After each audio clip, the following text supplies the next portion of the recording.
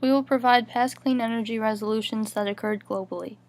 Before coal was first used in the mid-19th century, most energy consumed was renewable. Most of this renewable energy was manual human and animal labor.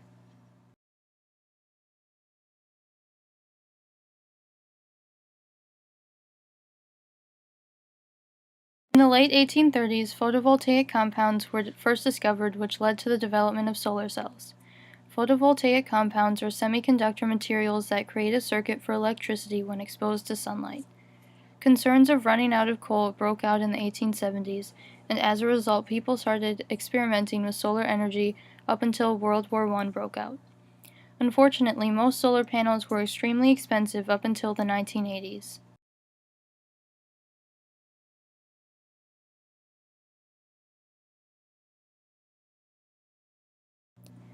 In 1881, the first hydroelectric plant was built in Appleton, Wisconsin, and by the late 1880s, hydroelectric plants were made available throughout the United States.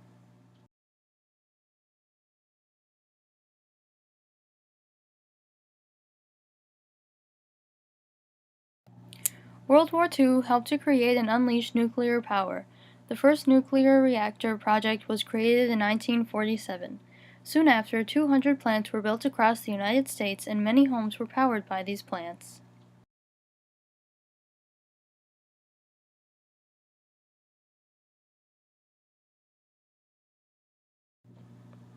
In 1839, William Robert Grave discovered and created hydrogen fuel cells.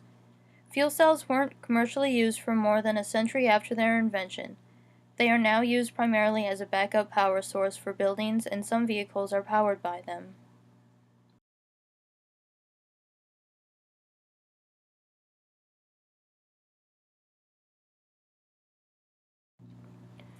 During the 1940s and 1950s, environmental concerns about the use of fossil fuels became more pronounced due to heavy smog and increased human illnesses and even death.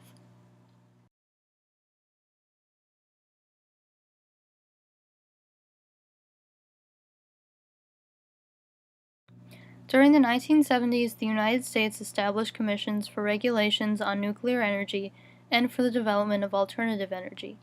In 1970, the Environmental Protection Agency was established. In 1976, Congress approved committees to examine the potential for electric vehicles. Unfortunately, government support for electric cars declined as oil prices dropped and U.S. relations improved with the Middle Eastern countries who supplied our oil. In the 1980s, environmentalists started pushing for renewable energy to replace fossil fuels and to reduce our dependence on fossil fuels. They also wanted to slow down global warming.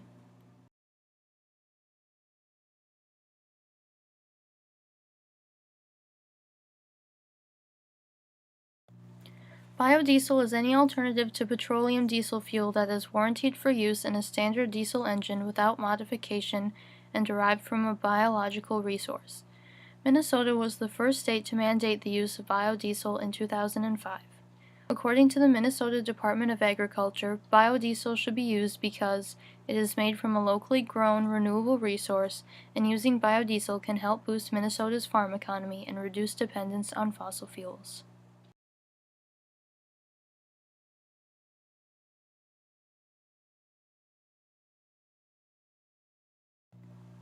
Minnesota has three major biodiesel providers: REG, Minnesota Soybean Processors, and Evercat Fuels. In 2002, Minnesota mandate required all diesel fuel to contain 2% biodiesel. During different times of the year, the biodiesel content can change from 5% to 10%.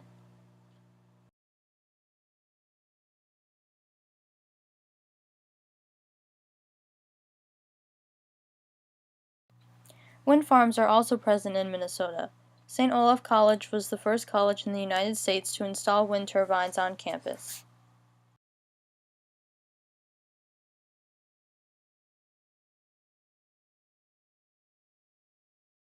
Wind farms provide about 5% of Minnesota's electric needs. Minnesota ranks 7th in the nation in net electricity generation from wind energy in 2013. Its net generation was 8 million megawatt hours in 2013, which was an increase of 5.9% from 2012.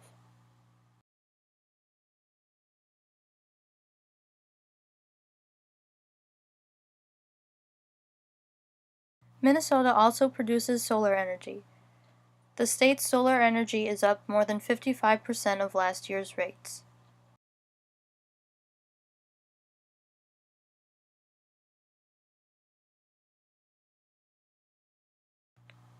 Xcel Energy is the largest electric company in the state, and it is steadily increasing its solar energy. A law passed in 2013 required all investor-owned utilities to get 1.5% of their electricity from solar by 2020.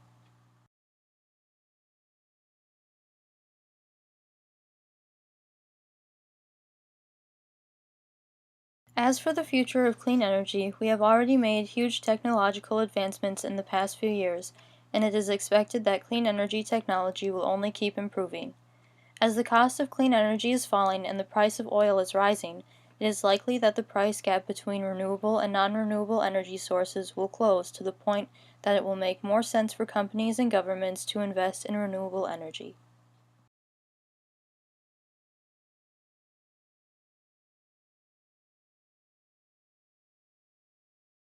Most governments have accepted the fact that burning fossil fuels is speeding up climate change, so they are starting to reduce emissions with grants, tax incentives, and cap and trade policies. Because this trend is likely to continue in the future, it is expected that clean energy will be used more widely.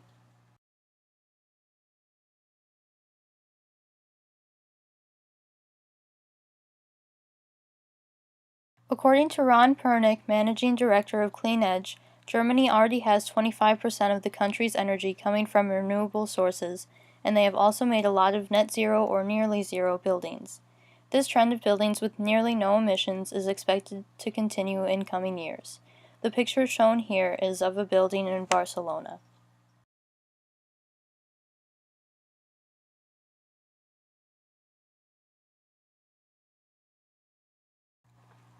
While there are many new clean energy technologies being developed, the success of implementing them largely depends on attracting enough attention, funding, and research. A few examples of these new technologies include cellulosic ethanol and marine energy. In Little Falls, Minnesota, there is a cellulosic ethanol plant that converts wood chips into ethanol.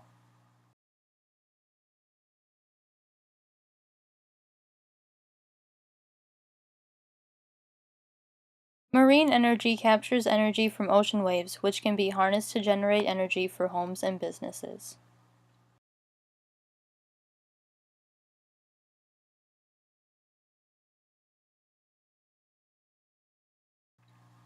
According to Clean Edge's 2014 market report, in the next few decades the use of solar energy is expected to grow the most because the technological advancements being made will allow for the solar panels to become more affordable.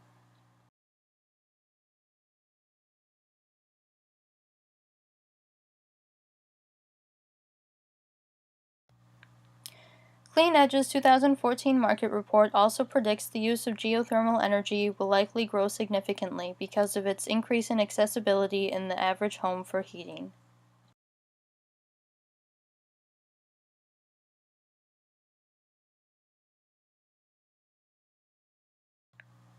Even though clean energy use is expected to grow, there still needs to be some changes if we want to really make an impact. The biggest challenges we need to overcome have to deal with politics and education.